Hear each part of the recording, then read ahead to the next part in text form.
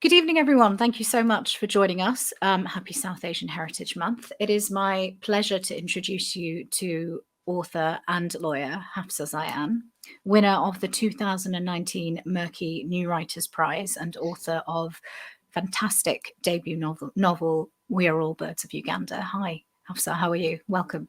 Hi, thanks for having me. No, I'm good, thank you. Good. How have you been? Yeah, good. Just doing the law and sort of writing what I can. Fantastic. So this was your debut novel, wasn't it? And it has received such a spectacular response. And what I love about it, so I've been listening to it on audiobook. What I love about it is not only the way you oscillate narratives between time and generations, but the fact that you are dealing with such complex themes here and such traumatic past and history as well, but you weave it into the personal so beautifully that the chaos of it all is handled so deftly and delicately. And I think that's what resonates with so many people, because that is how we have experienced these things through family. It is the trauma wrapped in the tenderness of love and story and family. And I think that you've managed to encapsulate that so perfectly within this novel. You wrote this in 6 months, didn't you? How on earth did you do that? Thank you, firstly, for saying what you said. It's really nice to hear that. I love hearing that it resonates with people, because that's obviously one of the prime reasons that I wrote it. So it's wonderful to hear that again. I wrote it quite quickly. I had to. I won this prize. I only had a few chapters at that point. Wasn't obviously expecting to win, and they wanted to publish it, and so they wanted to do it promptly, and so I agreed to write it promptly. I think a lot of the story had been like building up inside me for a really long time anyway, so it was kind of a bit of a word vomit. Just everything came out, everything that I wanted to say about, you mentioned these themes, all these themes that are kind of really dear to me and that I have wanted to talk about for a really long time, and in some kind of written format just kind of all just came out. So 6 months is obviously a short period of time, but it wasn't that difficult to say what I wanted to say in that time. Obviously, it was difficult timing-wise to get it all done, because I had to make a lot of sacrifices. But in terms of actually finding the kind of energy and motivation to write it, it came very easily and quickly. Fantastic. And you did it around your day job as well, didn't you? Yeah, I did. So I did take some annual leave. Took a trip to Uganda. I, nice. On weekends and in evenings, if I ever had any evenings, which wasn't that often. But yeah, I kind of mixed the two, and woke up early and went to bed late type thing, which I'm quite used to anyway. So lots of focus and dedication as well. And you're essentially, what you're dealing with here as well is, for those of you that don't know and are watching and haven't read the book yet, you're dealing with the South Asian migrant expulsion under Idi Amin in 1972. We're taken through that history, and we're also taken through how that reverberates through family. You've got 2 generations of men here. You've got Samir, who's second generation, living in modern day Britain. He is a lawyer in Britain. And then his grandfather, Hassan, in the past, living in Uganda. And we get an intimate portrait of this history, almost a play-by-play. And this isn't a story that we often hear from our community. This isn't something that we're often so intimately privy to. And the generation that went through these things, similarly with partition, there is a culture of silence in our community. It's been folded away and locked away when your home has been broken and remade so many times. And particularly with this part of our community, twice broken, twice remade. You fold it inside yourself and you just try and get along in the country that you're in and make a home for the rest of your family, and for that to go on for generations. So to have this intimate portrait and to have this, you're taking us through the history of it, and having done it in such a short amount of time as well. What did the process of examining the research aspect of it as well. I know that previously you've spoken about in interviews that so your background is that you're half Pakistani, half Nigerian, and that your husband is South Asian and Ugandan. So your husband's family and your in-laws, there was a lot of discussion with them about sort of personal testimony. What was the research process like to really capture Hassan's experience? Yeah, so I think it was partly kind of, this sounds weird, but it was partly academic. And partly kind of trying to understand, the oral histories of people who lived through this, starting firstly, obviously, with my family, kind of expanding to anyone else who had provided any kind of oral history that was available online. University of Carleton in Canada has a big kind of repository of those stories, but there are also things like interviews on YouTube and lots of stuff. In fact, interestingly, a lot more stuff has come out this year because of the 50-year anniversary. At the time I was writing, obviously, there was a little bit less, but I've seen so much since. Sort of being talked about a lot this year, and it's all recorded everywhere, which is great to have that testimony there. But yeah, the academic side of it was more kind of understanding what the basis, and obviously, with my training and my background, like kind of like the international legal basis for a lot of these rules and what exactly Uganda was doing and what it was saying, and how kind of how the South Asians ended up in the position that they ended up in by 72, and kind of what had led to it. So that kind of involved reading papers and going to the British Library and kind of sitting there looking at these various books. And then the other side of it was the kind of YouTubing and interviewing kind of side of it. So it was a mixture of both. And I think that was one of the good things, again, about having this kind of narrow time frame within which to write it.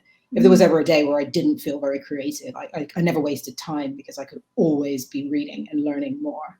So it was a combination of kind of writing when I felt like very creative and like the creative juices were flowing, and then if I didn't, then I could just write. I could just read. Sorry. And delve into all the research aspect of it. And I imagine exactly. your kind of your training and having that legal mind and that approach is an asset in that environment and in that sort of in that time frame as well. Speaking of the time frame, so this is really heavy stuff. This is a lot to hold. It's a lot to go through, to excavate, particularly because this is a lot of it is hidden history as well. And we're only just now in the process of really going back and uncovering it all and thinking about where to archive this and where we place this so that we're keeping it for future generations. So essentially during the time that you're doing this, it's a lot of unearthing and doing it in such a concentrated period of time. How was that emotionally as well? Because on a cerebral level, you're trained for that.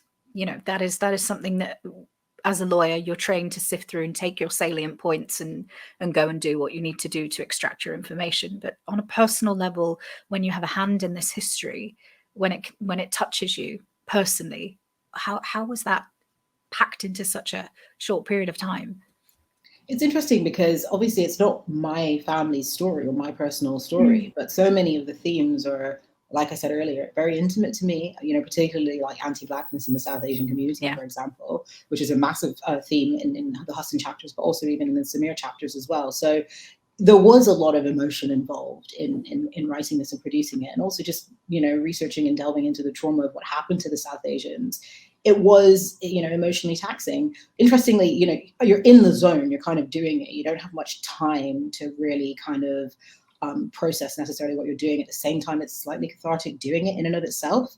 But my husband was the very first person who would read a draft of a chapter after it was finished. And quite often with the Hassan chapters, I don't know if he would be happy with me admitting this, but quite often with the end of the Hassan chapter, he'd be in tears. And sometimes even with the Samir chapters, he'd be in tears. And I'd be like, why are you crying? And he's like, it's just so emotional for me. It's more his story, right? His family are from that. He can imagine his own grandfather. He can imagine his own, the situation that they would have been in. And so, when I saw him, I just kind of saw how it might impact other people who have this story as well.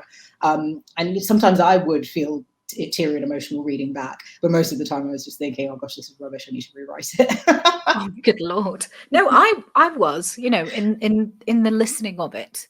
It is, It's incredibly emotional. Like, you find so much kinship in so many elements of it, and you don't have to necessarily be from the exact community, but you've written across so much of the, like, you've written in such a way that so many elements of it resonate with so many of us across the diaspora. And it There's a lot is of shared culture, isn't there? A lot of shared 100%, culture. 100%.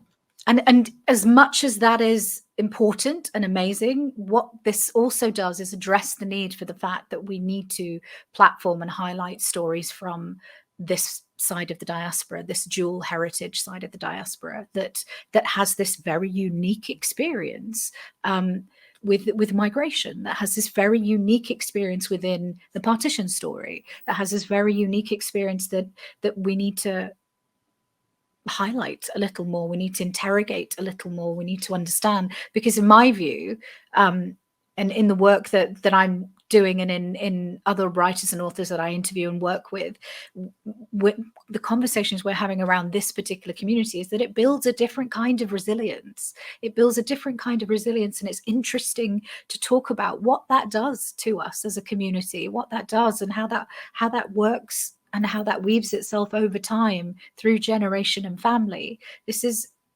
so important to understand about human nature and about what people go through.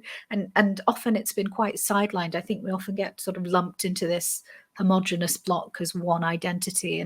And what I love about this book is that it really is carving out the notion that there is not one brown story, there are multiple, and there are multiple intersectional experiences.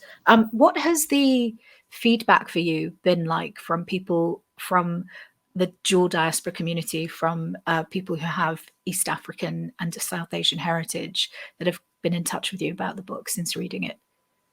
Yeah, I mean, for me, that's definitely been the most rewarding part of writing the novel. I wanted, obviously, it to, like I said earlier, resonate with the communities that kind of, that it emanates from. And I received so many direct messages. I've received kind of snail mail type fan mail. I've had brilliant. I've had some people emailing my lawyer work address. Oh my God, no. Any method of communication that they could possibly reach me at. And just to say, I never thought I would read my own story or the story of my family in fiction. And I'm just so grateful that you did this. And it's encouraged me and inspired me to talk to my parents or my grandparents or my uncles or whoever it is that still holds these stories. The generations that are still alive to tell them. And that's really encouraging and a really, really great thing. I mean, I think it's so important to make sure that these stories aren't just in the textbooks, and obviously they don't even end up on the national curriculum. But if you wanted to, you could go to the library and read about it. But it's really important that they're in fiction as well. And, prior to me writing this novel, I guess obviously I looked to see if there had been any fiction on this topic before, and it was so limited. There's 2 books I could find. There are a few memoirs out there, which is great, but taking this story, which is just such an interesting historical event, and such a massive part of British history as well, and actually converting it into a fictionalized thing that people, fiction is so important to teach. It's a great educational tool. That's where I learned about. I didn't learn about colonialism at school in history. I learned about it in English. I learned about it through reading Heart of Darkness. I learned about it through fiction, and that's just a really, really important tool for educating this generation. So yeah, I mean, after I wrote this, of course, other books came out, like this Colonial Hill, and there's another book called A History of Burning. I don't know if you've heard of it. Can't remember who the author is now. Can't remember who the author is, but I was sent a proof of it. But that's also about the South Asian expulsion. So I guess it's getting more traction now. The story is becoming more kind of popular or relevant in mainstream fiction. But it's just really, I think, really important to put it out there so that people know that they are a relevant part of this country's history.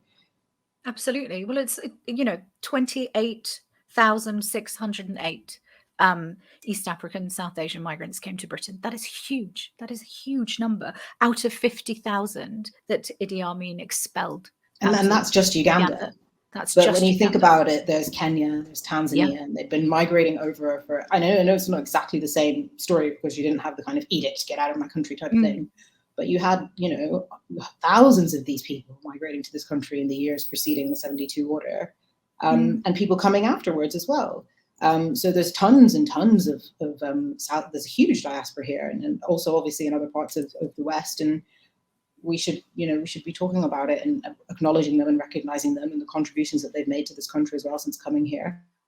Absolutely. Absolutely. Because this is the thing as well. And the fact that they already have British passports, people don't understand why we're here and the context under which why a great portion of us are in this country, because they don't know the full picture of their complete history, and it's not offered to them. What do you think the disconnect is there? You know, learning about this more fractious sides of our history through literature. Which it's a similar story for me as well, because our history curriculum is learning about the Second World War for 50 years, and that's what we do, and it's quite a repetitive, and it's their stories of glory and their stories of triumph, and quite often we don't hear about the more shameful and the more fractious aspects of our difficult past. What do you think the disconnect is there, and why do you think that happens, and how do you think we can break through? Well, I think there needs to be initiatives really to like help change and the curriculum and kind of have a different focus on it. Our generation is becoming more conscious of these things, and we're becoming more aware that there are vital elements missing from our curriculums. And it's really about getting people who have these backgrounds into the right places in government to make the changes, because people who are, if there's not people who look like us that are making the curriculum, they're not going to care. In the same way that people who are like us will. So it's kind of a political question, but I think progress is being made and change is definitely being petitioned for at the very least. But in the meantime, we still have our English literature curriculum, which does provide a method and a route to kind of access these stories and access these. And then, of course, there's stuff outside of the national curriculum as well, but we've got to focus on the curriculum first.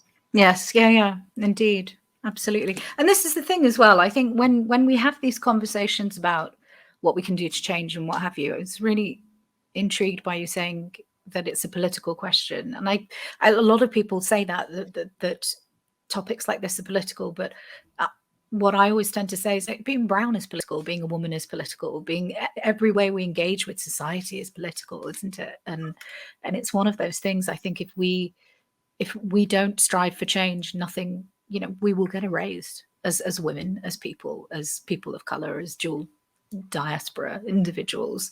And this is an element of our history and our past that needs to be brought forward. And I agree with you. I think it lies within initiatives, and literature is an excellent route forward. But similarly, like you, besides this book, Colola Hill is one that I know about, and all the other books that I know that reference this and that talk about this, where people are writing either into their own experience or memoir, into their own experience or in fiction as well. They're self-published. They're self-published authors because they weren't hearing it.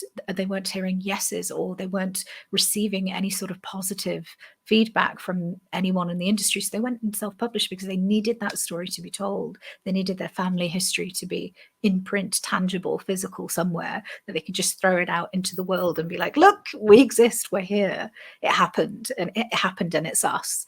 And it's a beautiful, again, sign of this resilience, which is what it's all about, really.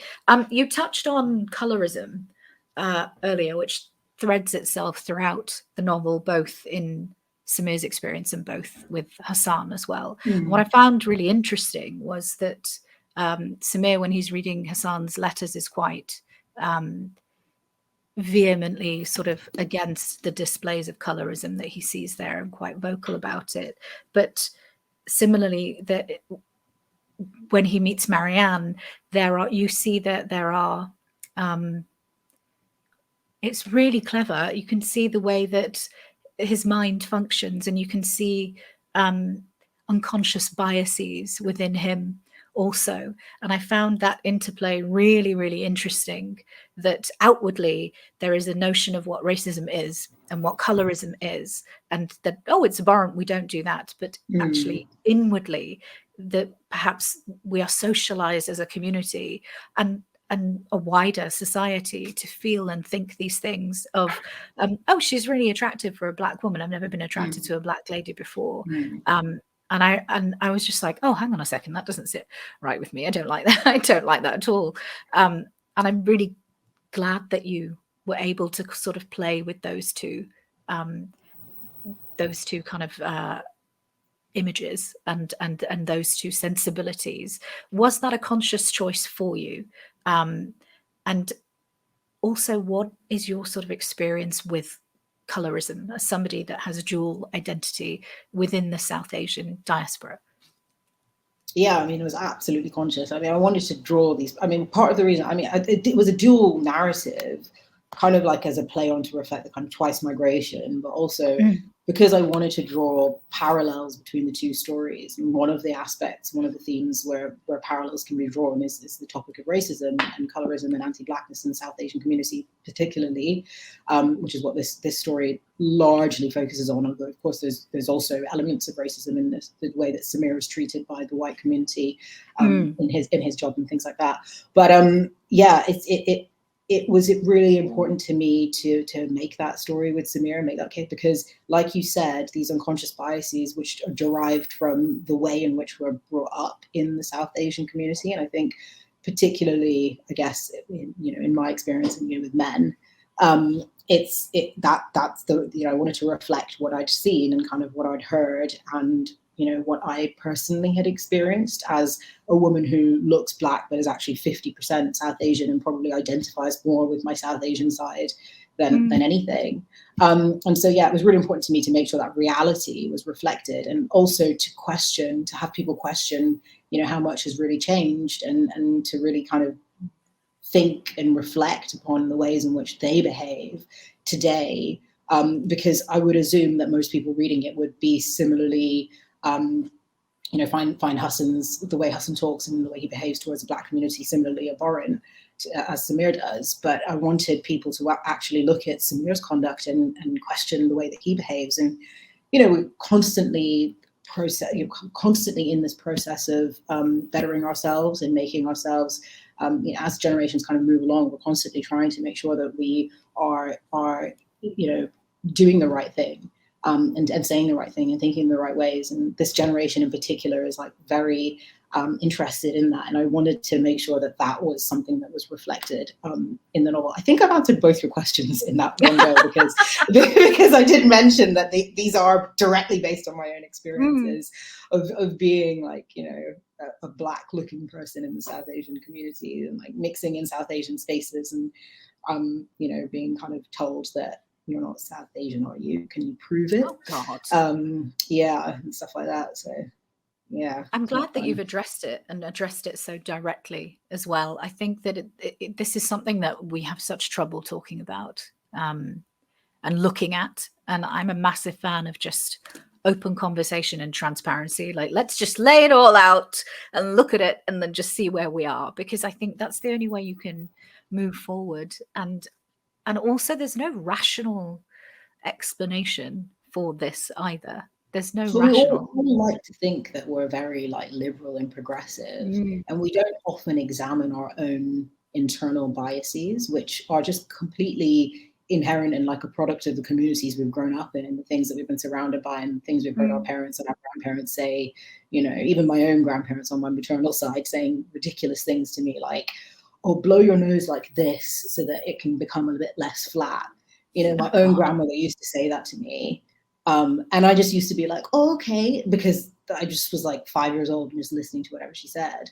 But, I would have instances where I would be with like South Asian friends who would just say something that I found like so racist. And I would just be so surprised that they could sit there and say that to my face and not realize like how terrible a thing it was to say to me. Or to anyone, just to say in general. But I know that this person's not a bad person. And I know that this person was my friend, like I know this person's not a bad person and they don't think they're a racist. And, you just got to educate them that it's not okay to say things like that. And this is why it's not okay to say things like that. And so that's kind of what I was trying to do with Samir.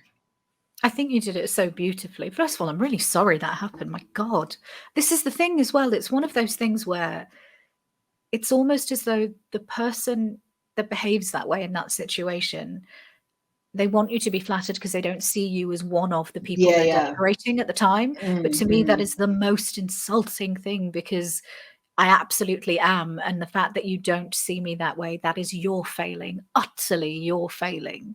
And you would say that to my grandmother. Like, so what is wrong with you?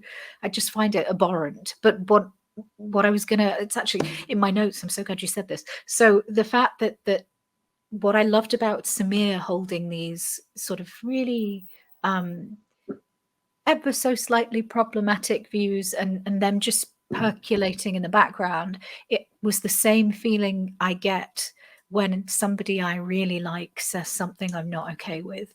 And that's really hard to do. And I'm really glad that you did it, because we, like you say, we've all been in those situations where they're a good person, but then something just feels off about something they've said or thought, or have let their guard down and said in front of you.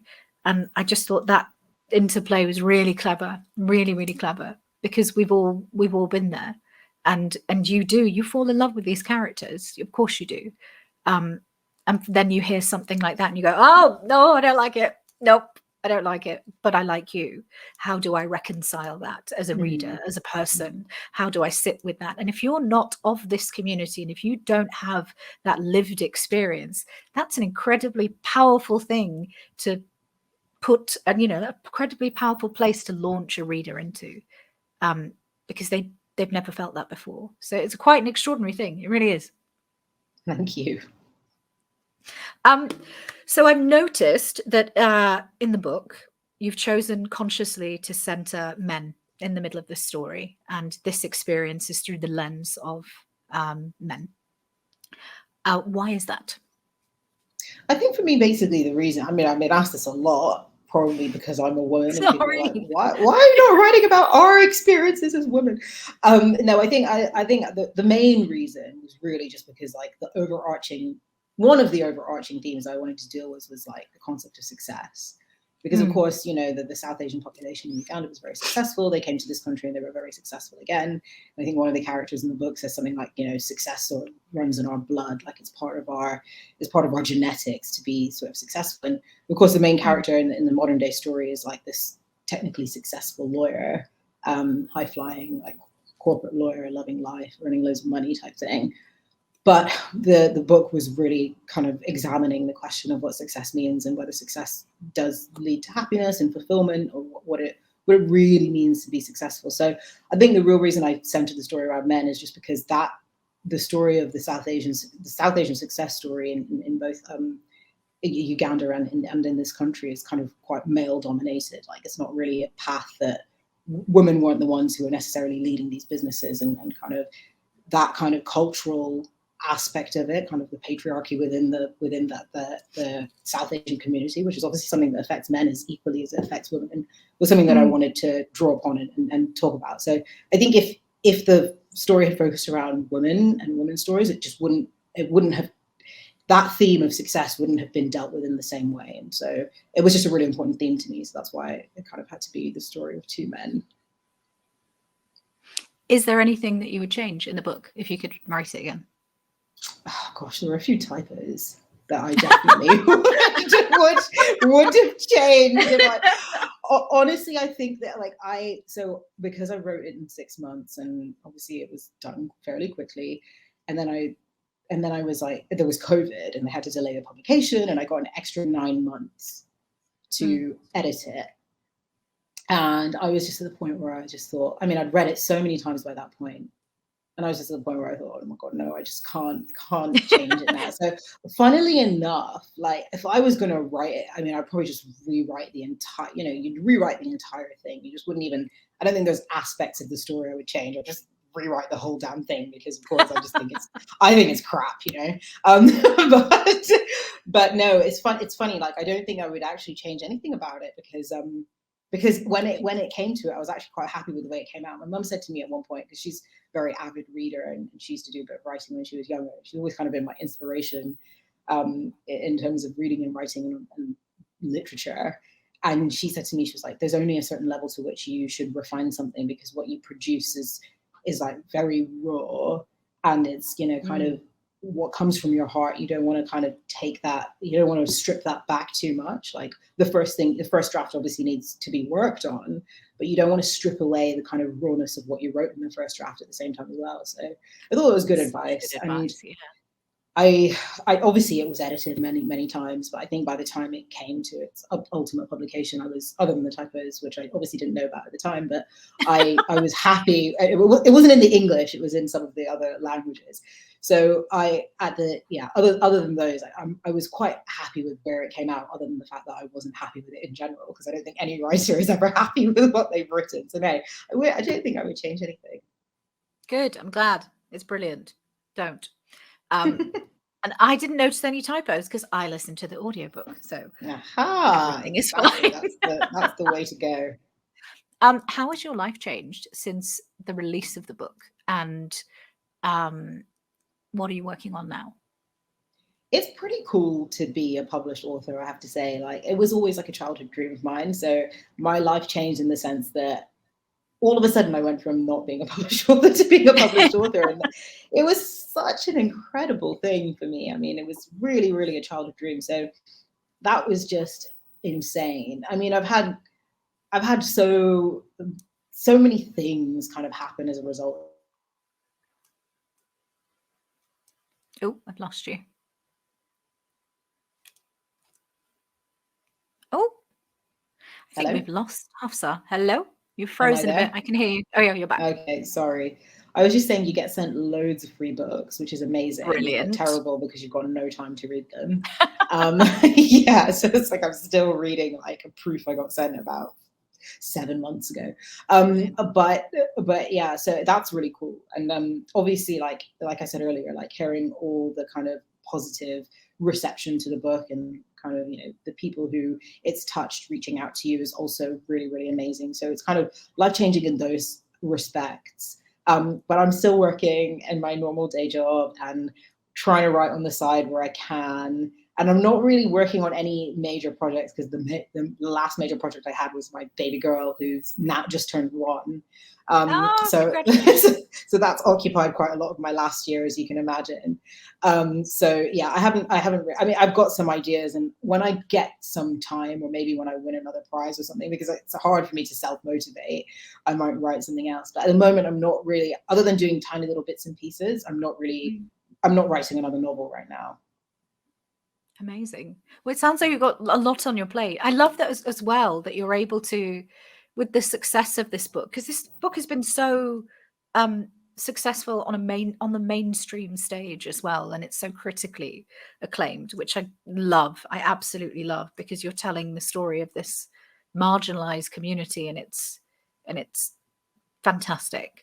I love that you're able to have a relatively normal life as well, that you're just like, hi, yeah, I'm working my day job as a lawyer and I get to read books and I'm having a baby. How you been? The coolest thing that happened to me since this book was published was when I walked into, I think it was like a Leon or something in central London, and I placed an order, and I was with one of my friends and she said my name, and the woman behind the till was like, "Are you Hafsa Zayyan, author of All Birds of Uganda?" And I was like, "Yes, I've been recognized." And that is the one and only time I have ever been recognized, but that was pretty cool. That's like very cool. Well done. Love that. Love it. Tick it off the bucket other than list. meeting Stormzy, obviously, which is wow. Cool. Oh, what's he like? Yeah. Really nice. Like, honestly, so nice. And not just saying that because of Murky or anything. Like, he's genuinely such a nice person, like a really, really genuine person. Oh, brilliant. He's doing amazing things. I love Murky. Honestly, I feel like they've changed this face of the publishing industry. They really, really have. Yeah, absolutely. And their next title of the new Writers' Prize, the second one, is also South Asian Story. Oh, really? Oh, fantastic. Yeah, it's called The Things We Lost by Jyoti Patel. Oh, hang on. I've heard of this. Yeah. So it's not about Uganda, but that would be a bit strange. But yeah, all the prizes are about this. This is the only story that will be told forever. Let's tell it. No, let's tell it until the end of time. I love it. But no, so that's really cool. I mean, you were saying earlier that people resort to self-publication because they're just getting like resounding no's from like publishing houses. But I think that's one of the reasons initiatives like Murky Books are just so vital. Absolutely. So yeah, it's pretty cool what Ricky's doing. It's great. And this is the thing. And it's similarly with Nikesh's literary agency as well. Like the fact that when you have established mainstream initiatives and mainstream bodies that center your story as a marginalized part of member of society, it's so powerful. And I don't think people understand what the impact of it is generationally, how actually this is going to affect the face of literature for the next 10 years, 20 years, the caliber of stories that we're going to be getting across so many different intersections of identity, gender, culture, class, sexuality, race, nationality. And I just can't wait to gobble them all up. I can't wait. And it's a beautiful thing. 10, 15 years ago, I could not have imagined this at all. And it was all the same kind of thing that we were getting. And now I'm just so excited whenever I get sent books. I can't wait to it's a universe that you're delving into, and it's a universe that is filled with a multitude of galaxies, and you can't fathom what will come next. And it's such an adventure, whereas before it was like, yes, in space no one can hear you scream. Love that for me. And that was it really. So not to denigrate Aliens, the best franchise of all time. Anyway, I digress. So what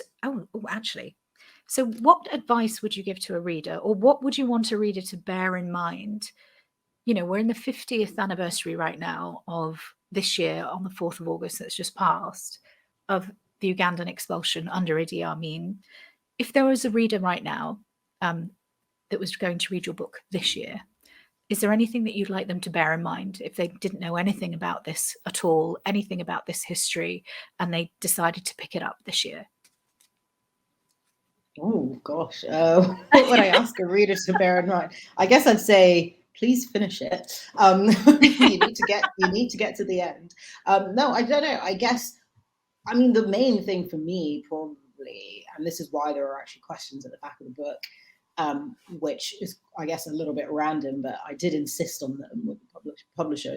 One thing that I really wanted anyone reading the book to do was just to engage with it critically, and not just read it and accept what's set out in there, but to actually think about what the story is getting at, and what the underlying issues are. And so obviously it doesn't make really a lot of sense to read the questions before you read the book, but while you're reading the book, to make sure that at all times your mind is kind of thinking beyond what's just set out in the text, and kind of analyzing and assessing why the state of things may be a particular way. Probably that's the main takeaway, or the key thing that I wanted people to do while reading it. Brilliant. I love it. That's such a lawyer response. I love it. My family are lawyers. Use your brain. This isn't fun. This is work. This is what I've grown up around. It's like, it's a learning opportunity. At the end, there's going to be questions. You just keep it switched on. I love it. I absolutely love it. You will be tested. We're grading on a curve. Come on, people. Let's go. I love it though. I love it. And this is the thing, some of my favorite books, especially when they're sort of history adjacent, or they're diving straight into complicated history and complicated past. Some of my favorite books, whether they're memoir or fiction, they're so heavily researched, and they're researched so academically, because what it lends to the story is just, it's beautiful. It really is. So I'm a big fan of nerdery. I really am. I'm a massive fan of it. What was I going to ask you? That was it. So is there a book or a short story or an essay, just as a writer, as you were honing your skills as a writer, as you were developing that mind as somebody that wants to tell stories, growing up or recently or after you published even, that has changed you, has changed your worldview, has changed your perspective on something, whether it be about this or in general? God, there are just so many books. It's weird because there are so many books. Tell me about them all. There are so many which I've read and just felt so blown away by, or shaken, or moved by. It's really hard to give an answer to one book that changed your life type thing. I mean, there's also tons of books that I've just been like, what the hell is this? And not thought anything more of it.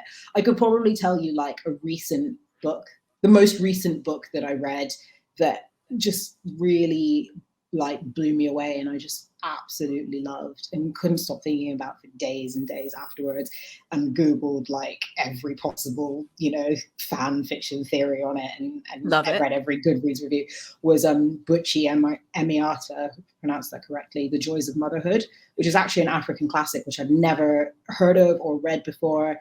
And I can't remember how I came across it. I think I saw it on like an Instagram post or something. Yeah, I think I saw it on an Instagram post, and so I just quickly ordered it because I was like, The Joys of Motherhood. I've just become a mother. Let me read this book. And it's just a love that algorithm. Yeah, it's a wonderful and fascinating exploration of culture, like this culture. And it's not it's completely fiction, but it's a wonderful, wonderful story about being a mother and what you have to sacrifice to be a mother, in the context of that specific culture. And it's just beautiful. I was really blown away by it. And I think that's the most recent book that I've read that I really, really enjoyed.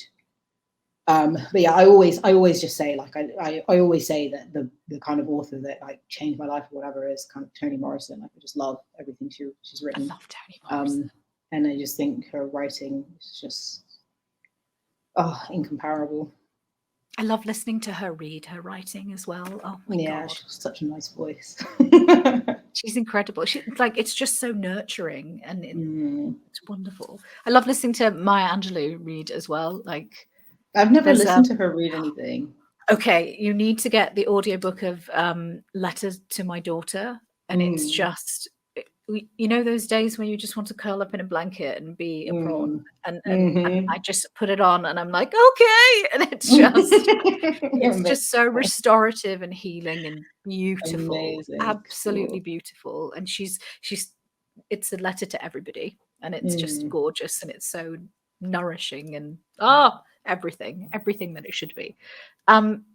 So you've spoken in previous interviews before, when I was just researching you, about your dual identity, about being half Pakistani and half Nigerian. And you mentioned it here as well, that you resonate more with your Pakistani side, and you were raised Muslim as well. And I was just wondering if we could expand on that a little, with dual identity in mind. And I know that Pakistani identity doesn't feature in this novel, but it deals with the notion of dual identity. How has that sort of played out for you in tandem with British identity, and what does that look like growing up in Britain, and have you found people that have had a synonymous experience with you? Because for me, I haven't really found that kinship with people until much later in life. Yeah, I guess my experience is certainly that's the case, but I mean, my experience was growing up in like very small villages. I mean, I was like basically the only brown person. So let alone meeting anyone who was like mixed Pakistani Nigerian. I didn't even meet anyone who was Pakistani or Nigerian. So I think, but then, I've read and spoken to a lot of people who grew up in like, inner city London, or like somewhere in London where like basically everyone in school was brown, and then they went to uni and everyone was white, and they were like, oh, where's all my friends? So I'm speaking really from my own personal experiences, but no, yeah, for me it was definitely the same. Like, I didn't really meet anyone who I who I found had similar experiences to me. But I had siblings, and so I had my best friend, who was basically my sister, was basically my best friend, and so we grew up, together. She's only 11 months younger than me. Oh wow, so brilliant! So we were very, very close, and like we always had kind of each other to lean on. And actually, my best friend growing up was South Asian, South African. So her mum is South Asian and grew up in South Africa, which is part of that kind of migration. Yeah. And I knew these people, right? I knew West African Asians, South African Asians. Yeah. I just didn't know any East African Asians until I met my husband. But so she's fully like South Asian, but she's got that South African kind of mix. So I had her as well, and those were kind of like, that was like my whole brown community. But yeah, so I mean, you mentioned my Muslim identity. Like both sides of my family are Muslim, so northern Nigerian. So they're predominantly Muslim, like Hausa, and then obviously the Pakistani side is Muslim as well. But I think the reason I'm probably a little bit more connected to my Pakistani side is just because it's my mother. And my mother is the one who predominantly raised us. So she taught us Urdu. Like, I don't speak my father's native language, which is Hausa. But I do speak Urdu, and like, you know, she was the one who dragged us to all the like auntie parties and whatever. So I was always wearing shalwar kameez, and she's the one who did the cooking at home. So I was always eating Pakistani food, and you know, it just all those kind of little cultural aspects like kind of were ingrained in me growing up. Like I was watching Bollywood growing up, not Nollywood, that kind of thing. And I think again, it's just a reflection of the fact that it was my mum who raised us predominantly. And so that's probably why I feel kind of more connected. Also, most of my Pakistani kind of immediate family of my mother's live outside of Pakistan. They live in the States and in Canada, and most of my father's family live in Nigeria. And because we would visit, and I grew up a little bit in the States as well, that more than I just became kind of closer to that side of the family. So yeah, that's why. But I think, you know, you say, oh, you're dual identity, but I feel more than dual. You know, I'm like half Pakistani, half Nigerian, half British, half whatever. You know, obviously they're not half birds, but whatever the proportions are, I feel like a mix of many, many things, not just Pakistani one and or the Nigerian. other. Yeah, and like, and it's not just you know the kind of ethnicity, but you know, it's all the other factors as well, like my Muslim identity, my identity as a mother or as a woman or as a all these other things. And so, you know, you're just an amalgamation of a bunch of different things. Like I like not to pigeonhole myself into any specific category and just broadly be everything. Good. Yes, yeah, I think we should be everything. Do you ever feel like you have to choose? I'm guessing probably not, but did you ever feel that way when you were growing up? I mean, growing up, I guess predominantly I just wanted to be like everybody else, because I think that's what kids generally want. They just want to assimilate. Like, they don't want to be different. They don't want to. And if I could have chosen back then, I would have chosen to be as British as possible. Like, I just wanted to be like everyone else and be allowed to go to parties and wear what I wanted and friends with all the boys. And back then, have a mobile phone, which I wasn't allowed for ages. I wasn't allowed a mobile phone for ages either. My God! And all my friends had one. Snake, weren't they? I know. Playing Snake and texting people. It was really sad. Good Lord. Sorry, no, I was just saying that's probably the only time in my life. I wouldn't say that I felt like I had to choose, but I really wanted to choose, and like I wanted to be one of these specific identities. But no, after university and stuff, I was just like, no, I'm happy being everything, and I just want to be everything. And I just got comfortable with who I was. Good. I'm glad. I'm a big fan of being all slices of the pie. It just makes for a more delicious dessert, I think. Everything, everywhere, all at once. Everything with cream, please. Thank you very much. That's what I want. I just think it's, you know, and I feel like we're opening up more to that idea now. And I'm so grateful that the generations that come after us, you know, I think part of it is that we grew up in a world that didn't reflect versions of us back to ourselves. We didn't see ourselves in, particularly, you know, in books and in film and television. If you don't see yourself in the imagined world where anything is possible, what are you going to think about who you can be in the real world?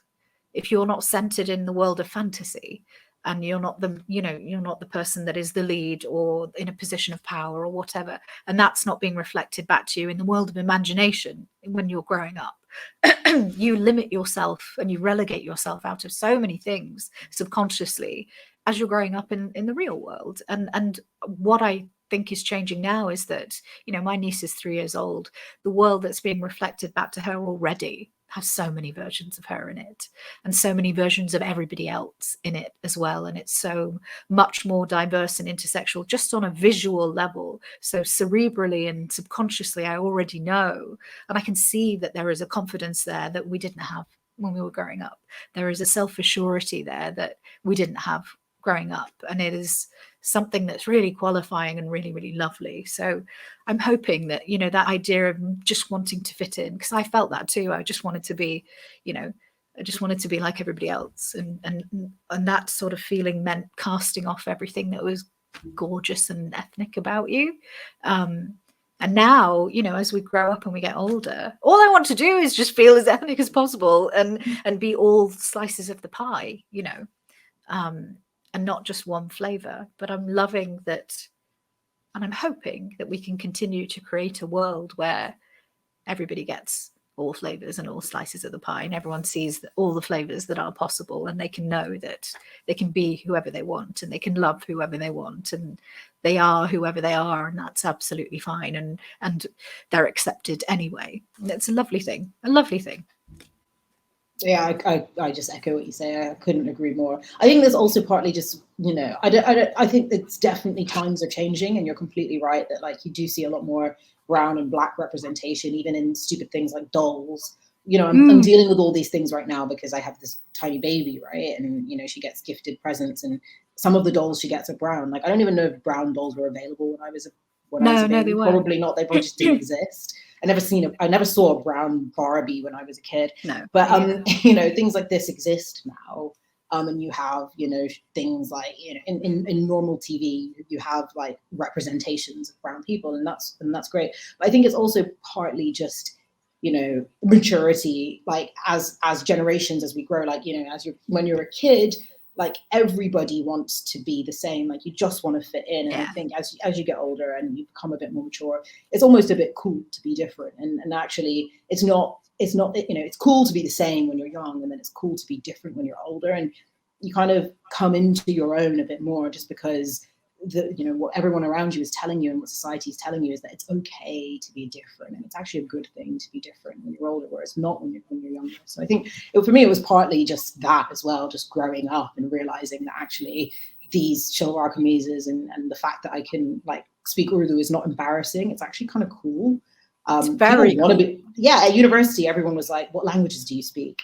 Whereas when I was a kid, if I got picked up from school and my mum was like shouting at me in Urdu, I'd be so embarrassed and pretend I didn't know who she was and just like run away and be like, oh, that's not my mum, I can't speak that language, because I just wanted to, whereas like, by the time of university, I was like, I'm fluent in Urdu and Hindi. Even though love it.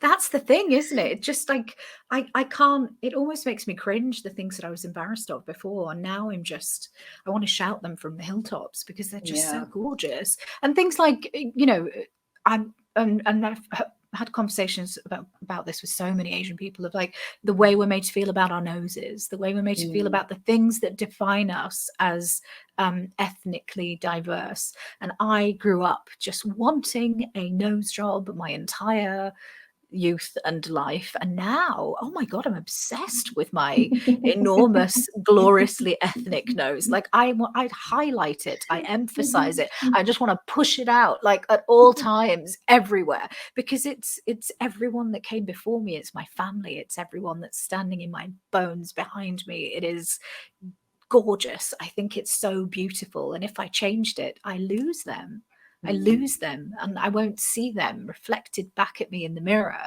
And that's such a sad thing indeed, for me anyway. And I think everybody should do whatever they want to make themselves happy, of course. But for me, I'm so glad in my personal journey that I was able to sort of come out the other side of wanting to look exactly like everything I was seeing sort of thrust in front of me when I was a child, and telling me what beautiful was, and understanding that, oh my God, it's so gorgeous to just look like you.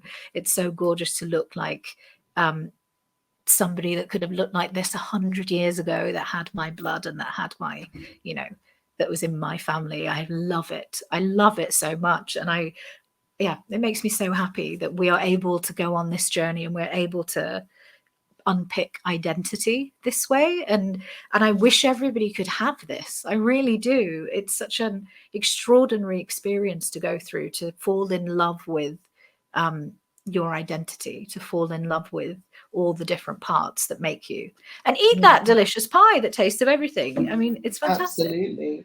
No, I think it happens to a lot of second generation immigrant children as they're growing up. Like, a lot of people go through that experience in their kind of older age type thing. They do.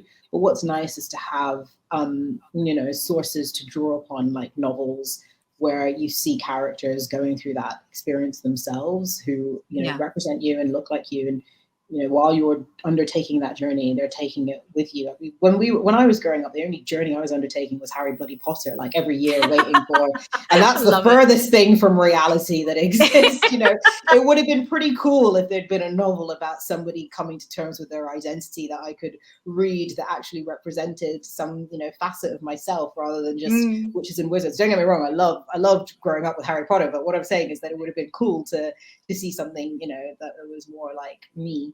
And representing my journey. That would have been a cool thing, and maybe I would have reached that kind of discovery and that realization that it was okay to be who I was a little bit earlier in my life if those kind of books had existed for me to read. Love it.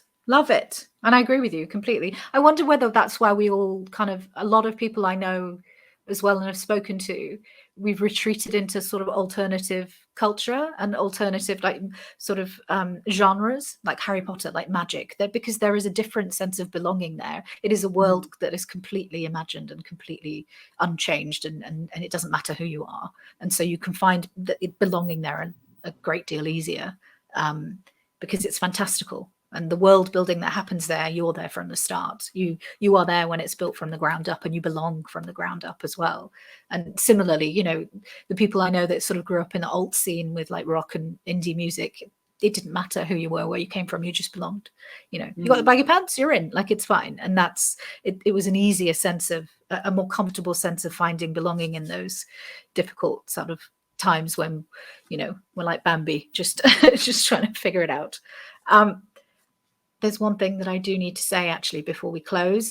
We have 4 copies of Hafsa's book to give away very kindly from Penguin. So please do watch out for that, and we'll be releasing details on how you can enter and what you need to do. And I suggest that you just go and buy it and read it and support her work. She's incredible. She's absolutely incredible. And you're writing about this extraordinary part of South Asian history and British history as well. And this has been such a pleasure. So thank you so much for your time. It's been really, really great just chatting to you about this and life and pie. It's been wonderful. Thank you, Natasha. It's been really nice. Thanks so much. Thanks, everyone. We will see you again shortly. Keep an eye out for the book giveaway, and happy South Asian Heritage Month. Bye.